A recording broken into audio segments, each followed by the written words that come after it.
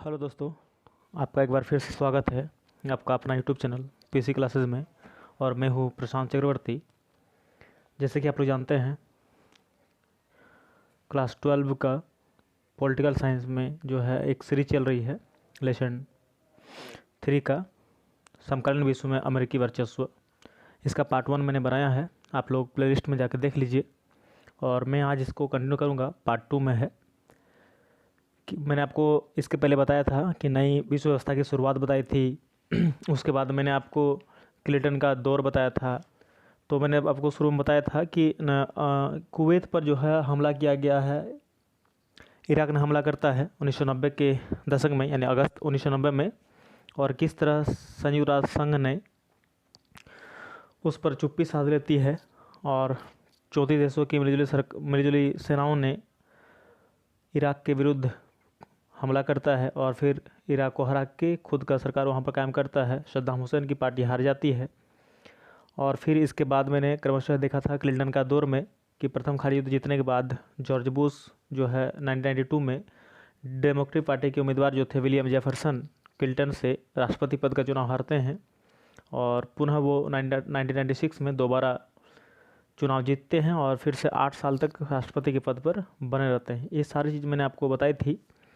और मैंने आपको ये भी बताया था कि उस समय जब क्लिंटन का दौर था तब अमेरिका में जो है युद्ध हुआ था और इस युद्ध में का जो जिम्मेदारी है वो आतंकवादी संगठन अलकायदा को बताया गया था और उसके विरुद्ध में उन्होंने ऑपरेशन इनफाइनाइट रीच का चलाने का आदेश दिया था। तो ये तमाम बातें आपको बता कर रखा था। आज आइए देखते हैं इसके आगे में जो है एक और युद्ध होता है। एक युद्ध नहीं, इसको बोला सकता है बहुत ख़तरनाक एक दौर आता है 9/11। जैसा कि देख पा रहे हैं आप लोग, लिखा हुआ कि 11 सितंबर 2001 के दिन विभिन्न अरब देशों के 19 अपहरणकर्ताओं ने उड़ान भरने के चंद मिनटों बाद 4 अमेरिकी व्यावसायिक विमानों पर कब्जा कर लिया। अपहरणकर्ता इन विमानों को अमेरिका के महत्वपूर्ण इमारतों के सीध में उड़ाकर ले गए। 2 विमान न्यूयॉर्क स्थित वर्ल्ड ट्रेड सेंटर के उत्तरी और दक्षिणी टावर से टकराए। तीसरा विमान वर्जीनिया के अर्लिंगटन स्थित पेंटागन से टकराए। पेंटागन में अमेरिकी रक्षा विभाग का मुख्यालय भी है। और चौथा विमान को अमेरिकी कांग्रेस के मुख्य इमारत से टकराना था, लेकिन वह उससे न टकराकर एक पेंसिल्वेनिया के खेत में जाकर गिर गया। तो इसी को हम लोग बोलते हैं 9/11 की घटना। मतलब होता है क्या कि 11 सितंबर 2001 का समय था, दिन था, तो 4 अमेरिकी व्यावसायिक विमान पर कब्जा कर लिया, उसको हाईजैक कर लिया और उस चारों को जो है प्लान के मुताबिक 4 जगह पर अमेरिका की जगह पर गिराना था। तो देख रहे हैं कि पहली जो विमान थी, पहली और दूसरी, वो तो न्यूयॉर्क के स्थित WTO यानी वर्ल्ड ट्रेड सेंटर में टकराया और वो ध्वस्त हो गया। तीसरा विमान जो था वर्जीनिया में पेंटागन से टकराया और चौथा विमान टकराना था कांग्रेस से। कांग्रेस यानी जिस तरह हम लोग यहाँ के संसद बोलते हैं पार्लियामेंट को, उसी तरह वहाँ के पार्लियामेंट को कांग्रेस कहा जाता है अमेरिका के, जैसे कि आप फोटो में देख पा रहे होंगे। तो उनसे टकराना था, लेकिन वो जो है पेंसिल्वेनिया में खेत में जाकर गिर गया। आप देख पा रहे हैं किस तरह यहाँ पर हमले हुए थे, फोटो के माध्यम से देख पा रहे होंगे। इसी को बोलते हैं 9/11 की घटना। इस घटना में और भी बातें हैं। इसके साथ साथ देखिए 9/11 में और क्या क्या बात होती है। कहा जाता है कि इस हमले में लगभग 3000 व्यक्ति मारे गए। अमेरिकियों के लिए यह दिल दहला देने वाला अनुभव था। उन्होंने इस घटना की तुलना 1814 और 1941 की घटनाओं से की थी। देखिए आइए मैं आपको विस्तार से बताता हूँ कि 1814 की घटना क्या थी। देखिए 1814, जैसे कि फ़ोटो में देख पा रहे होंगे कि वाशिंगटन शहर पर यह हमला अगस्त 1814 में हुआ था। तब यह इमारत बन ही रही थी कि ब्रिटेन सैनिकों ने यह हमला कनाडा के यॉर्क शहर में अमेरिकी सैनिकों द्वारा की गई आगजनी के जवाब में किया गया था। कनाडा का यह इलाका उस दौर में ब्रिटेन का उपनिवेश हुआ करता था और ब्रितानी सैनिकों ने इस हमले में न सिर्फ ऐतिहासिक कैपिटल बिल्डिंग बल्कि व्हाइट हाउस को भी आग लगा दी थी। व्हाइट हाउस मतलब जहाँ पर जैसे हम लोग का राष्ट्रपति भवन होता है, उस तरह वो लोग का वहाँ व्हाइट हाउस है, वहाँ पर आग भी लगा दी थी। तो अमेरिका के इतिहास में यह एकमात्र हमला था जब वाशिंगटन शहर पर किसी विदेशी ताकत ने कब्जा कर लिया था। यानी 1814 में वाशिंगटन शहर पर जो है विदेशी ताकत ने कब्जा किया था। तो अमेरिका को याद आ जाता है कि 9/11 की घटना जो है इसके पहले भी 1814 की घटना लगभग सेम ही थी। और 1941 की घटना क्या थी कि 1941 कहा जाता है कि 7 दिसंबर 1941 में जब द्वितीय विश्व युद्ध के दौरान अमेरिकी ज़मीन पर यह पहला हमला था। इस हमले में लगभग 2400 से अधिक अमेरिकी सैनिक मारे गए थे और 1000 से ज़्यादा घायल हो गए थे। पर्ल हार्बर जो कि अमेरिका में है, पर्ल हार्बर के हमले में लगभग 20 अमेरिकी जहाज़ नष्ट हो गए थे, जैसे कि फ़ोटो में आप देख पा रहे होंगे। इसके साथ ही ज़मीन पर मौजूद 300 से ज़्यादा अमेरिकी प्लान्स भी बर्बाद हुए थे। तो पर्ल हार्बर क्या है? तो पर्ल हार्बर एक नौसैनिक अड्डा था जिस पर जापान ने अचानक हवाई हमला कर दिया था। यह हमला अमेरिका के इतिहास में सबसे भयानक और दर्दनाक हमला माना जाता है और मजबूर होकर यूएसए को यानी अमेरिका को जो है द्वितीय विश्व युद्ध में मतलब आना पड़ा था, कूदना पड़ा था। तो अमेरिका को जो है 9/11 की घटना से 2 घटनाएं और याद आती है जो उनके साथ पहले घटित थी, 1814 और 1941, जो मैंने आपको दोनों डिटेल्स में बता दिया। यहाँ पर क्या लिखा देखिए कि 1814 में ब्रिटेन ने वाशिंगटन डीसी में, डीसी मतलब डिस्ट्रिक्ट ऑफ कोलंबिया में आगजनी की थी और वाशिंगटन वहाँ का एक डिस्ट्रिक्ट है, जिला है। आपको पता है कि अमेरिका में 50 जिला है और 50 जिला नहीं 50 राज्य हैं। और 1941 में जापानियों ने पर्ल हार्बर पर हमला किया था। जहाँ तक जानमाल की हानि का सवाल है तो अमेरिकी ज़मीन पर यह आज तक का सबसे गंभीर हमला था। तो अमेरिका 1776 में एक देश बना और तब से उसे इतना बड़ा हमला नहीं झेला था जितना कि ये 1814 में और 1941 में, और अभी जस्ट 9/11 की घटना घटित थी 2001 में, 11 सितंबर 2001 को। तो 9/11 के जवाब में अमेरिका ने फ़ौरन कदम उठाए और भयंकर कार्रवाई की। अब क्लिंटन की जगह रिपब्लिकन पार्टी के जॉर्ज डब्ल्यू बुश राष्ट्रपति थे। ये पूर्व राष्ट्रपति HW बुश के पुत्र हैं, जैसे कि फ़ोटो में देख पा रहे हैं आप लोग। क्लिंटन के विपरीत बुश ने अमेरिकी हितों को लेकर कठोर रवैया अपनाया और इन हितों को बढ़ावा देने के लिए कड़े कदम भी उठाए थे। तो आतंकवाद के विरुद्ध विश्वव्यापी युद्ध के अंग के रूप में अमेरिका ने यह ऑपरेशन एंड्यूरिंग फ्रीडम चलाया। अमेरिका ने तो यह अभियान उन सभी के खिलाफ चला जिन पर 9/11 का शक था।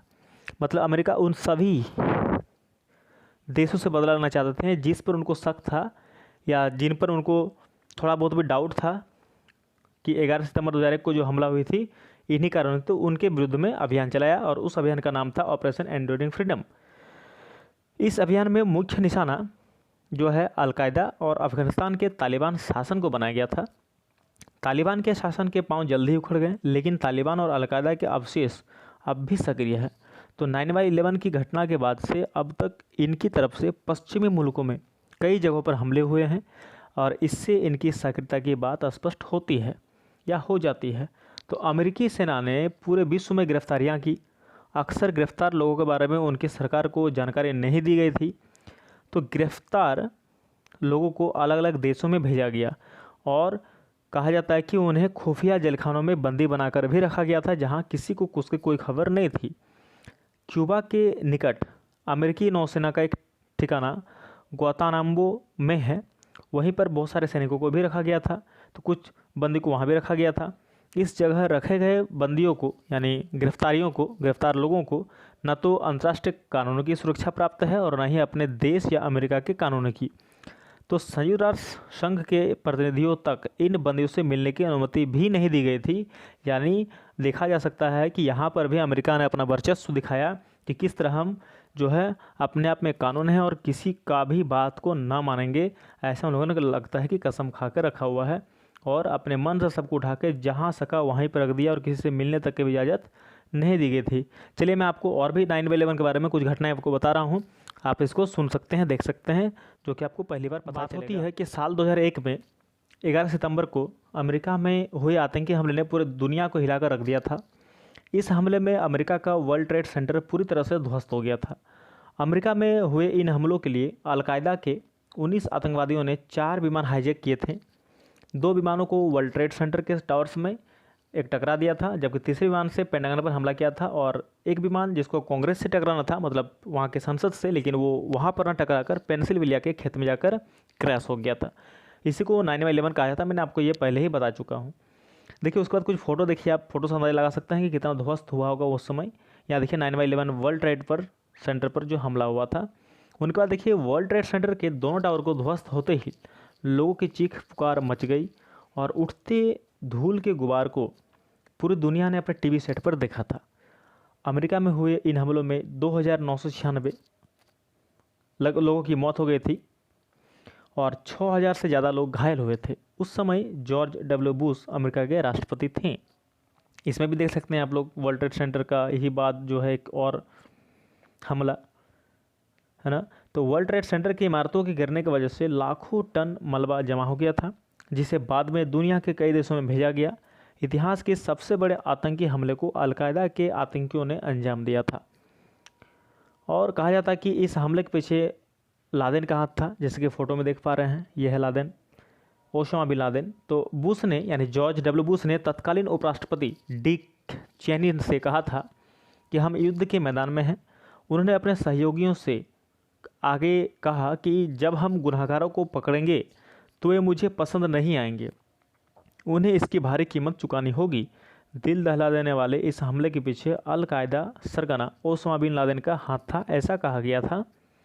यहाँ पे देखिए एक जहाज़ देख सकते हैं आप कि आ रही हैं और उनसे टकराना था उनको, और टकरा के उनको ध्वस्त करते हैं। ये वर्ल्ड ट्रेड सेंटर का ही कुछ सीन्स आपको दिखाया गया था फ़ोटो में।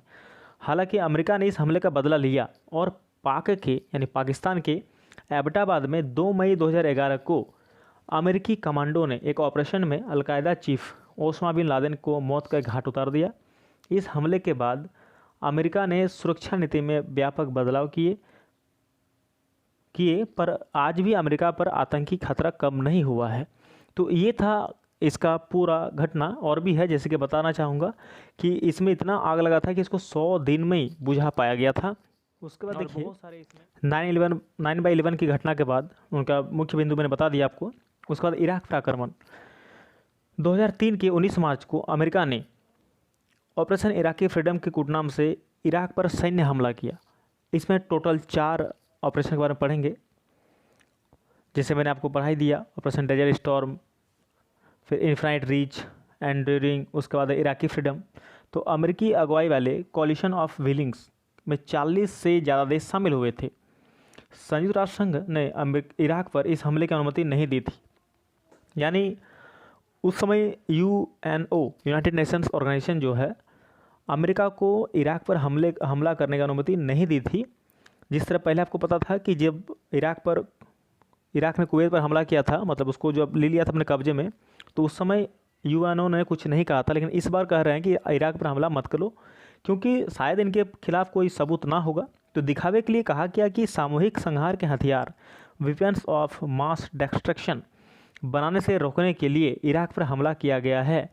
तो इराक में सामूहिक संहार के हथियारों की मौजूदगी के कोई प्रमाण नहीं मिले थे। इससे अनुमान लगाया जा सकता है कि हमले के मकसद कुछ और ही थे। जैसे अमेरिका का इराक पर हमला करने का जो अलग मकसद था वो देखिए क्या था कि इराक के पास तेल भंडार बहुत ज़्यादा था, तो उस तेल भंडार पर अमेरिका अपना नियंत्रण रखना चाहते थे, इस मकसद से हमला करना चाहते थे। दूसरा बात यह है क्या कि इराक में अमेरिका की मनपसंद सरकार कायम करना, मतलब अमेरिका चाहता था कि इराक में हम अपना अलग से एक सरकार बनाएंगे जो अपने मेरे अनुसार जो है काम करें। तो आपको पता है कि इराक के राष्ट्रपति जो थे सद्दाम हुसैन, वो तो चले गए थे, सत्ता से हट गए थे। इसके पीछे भी क्या था देखिए बताऊंगा कि 17 मार्च 2003 को राष्ट्र को अपने संबोधन में उस समय जॉर्ज बुश जो वहाँ के राष्ट्रपति थे ने मांग की कि सद्दाम हुसैन और उनके 2 बेटे, एक उदय और एक क्वेश्यो को आत्मसमर्पण या इराक छोड़कर जाने को कहा, और इसमें तो कुल 48 घंटे का यानी 2 दिन का वक्त दिया गया था। लेकिन अमेरिका वादे से फिर गया था और समय सीमा समाप्त होने से एक दिन पहले ही इराक पर बमबारी शुरू कर दी थी, जिसका फोटो में देख पा रहे हैं कि America president George W Bush ने आक्रमण से ठीक पहले 19 मार्च 2003 को अपने शीर्ष सलाहकारों के साथ मुलाकात कर रही है, जिसका फोटो में आप देख पा रहे होंगे। तो हुसैन यानी सद्दाम हुसैन की सरकार तो चंद रोज में ही जाती रही, लेकिन इराक को शांत कर पाने में अमेरिका सफल नहीं हो सका। इराक में अमेरिका के खिलाफ एक पूर्णव्यापी विद्रोह भड़क उठा।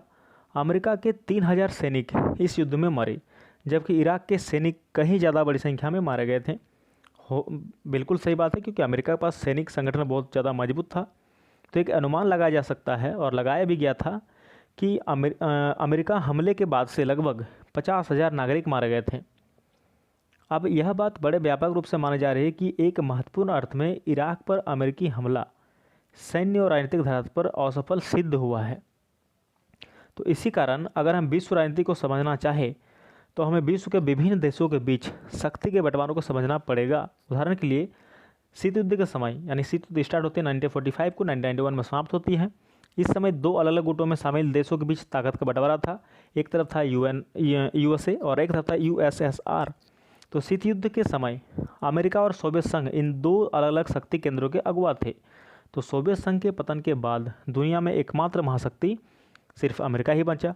जब अंतर्राष्ट्रीय व्यवस्था किसी एक महाशक्ति, फिर सुनिए कि जब अंतर्राष्ट्रीय व्यवस्था किसी एक महाशक्ति या कहें कि उद्धत महाशक्ति के दबदबे में हो तो बहुधा इसे एक ध्रुवीय व्यवस्था भी कहा जाता है, क्योंकि उस समय पर, उस टाइम पीरियड में सिर्फ और सिर्फ बातें जो है उस जो एक ही महादेश शक्ति है उसी की चलेगी। तो भौतिकी के शब्द ध्रुव का यह एक तरह का भ्रामक प्रयोग है। अंतर्राष्ट्रीय व्यवस्था में ताकत का एक ही केंद्र हो तो उसे वर्चस्व, हेजेमनी शब्द के इस्तेमाल से वर्णित करना ज़्यादा उचित होगा।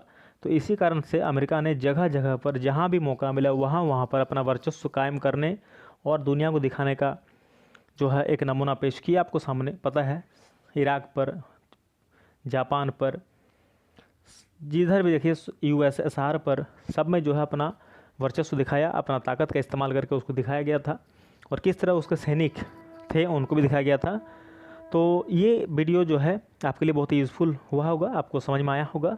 अगर वीडियो समझ में आए तो कृपया लाइक कीजिए, और हाँ, अगर आप इस चैनल में नए हैं तो कृपया चैनल को मेरे सब्सक्राइब करें और अपने दोस्तों तक पहुँचाएँ ताकि उनको जो है एक अच्छा वीडियो मिल सके और उनको जो भी जानकारी चाहिए था उनको इससे मिल सके। Forget what they doing, keep on moving.